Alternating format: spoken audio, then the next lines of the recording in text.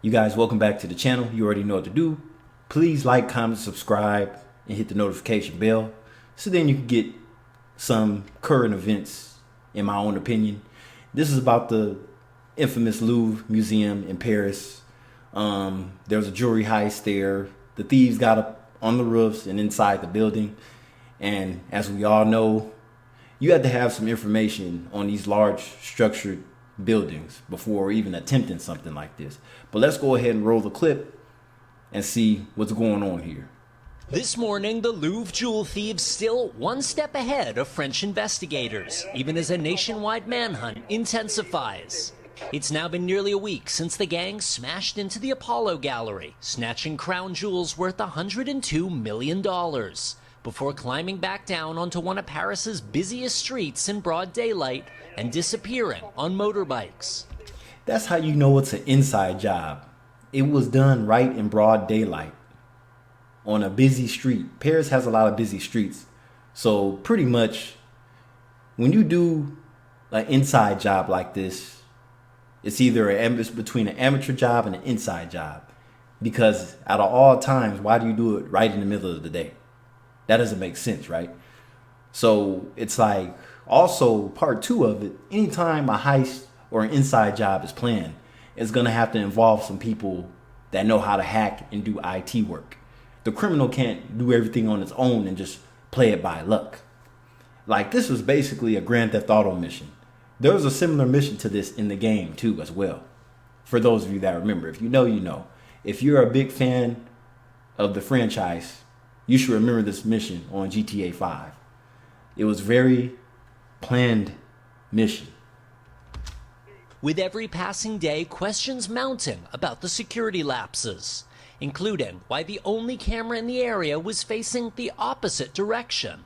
The only camera. So for all these sacred jewels, you only had one camera, one eye, and it was turned the opposite direction. So did somebody purposely turn it the opposite direction prior to this happening? You see where we're getting at? From the balcony, the thieves climbed up.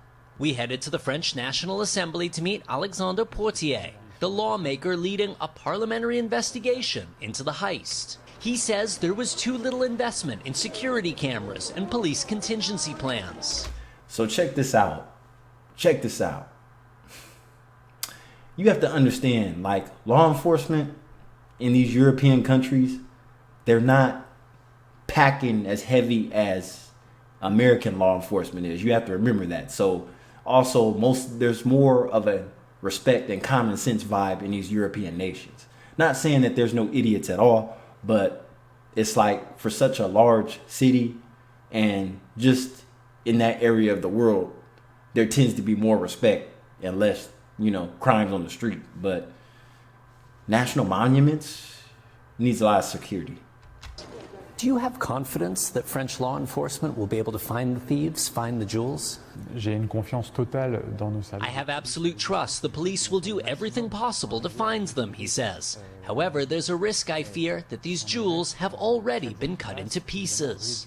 Adding, he worries that even if all the precious stones were found, it may be impossible to reassemble the treasures. C'est une blessure.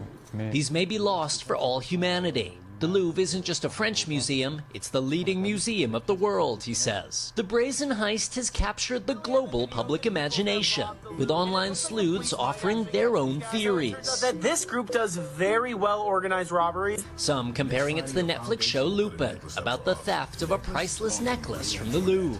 We're gonna steal it. And this morning, tourists streaming in, ahead of what's expected to be another busy weekend. What was it like being inside after the big break-up? Well, to be honest, you could barely tell. They've kind of closed off the area, I think, where the robbery was. You will never think, actually, somebody could break in such a secure space. Yeah. They thought it was secure. It just wasn't as secure as they thought it was. A week ago, we all would have thought that. I mean, this isn't your typical case of theft here, Raph. Any idea how long it could take investigators before they track down anything?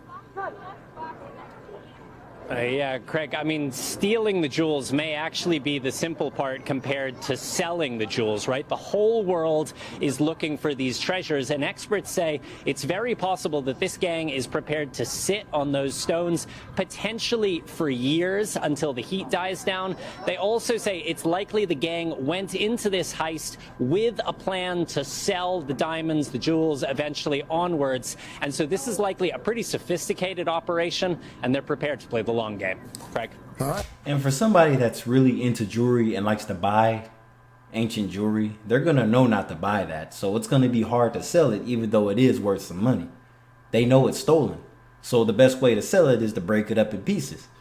It's just like when you crash a stolen car. You could still sell the engine components for money, even though the car's not worth anything. So this is pretty much the same thing. All right, Raf Sanchez from Paris. Raf, thank you. Hey, thanks for watching. And don't Al Roker. All right. So we pretty much have an idea between amateur job and an inside job. I honestly think it was an inside job. I mean, somebody's always going to know something that you don't know. So whoever thinks that they know the building and the security real well, it's like, of course, there's a security room in there somewhere. So, you know, the naked eye can't see everything. So that's what I think on this. This is Kyle LaBelle, and I'll catch you in the next video. Good.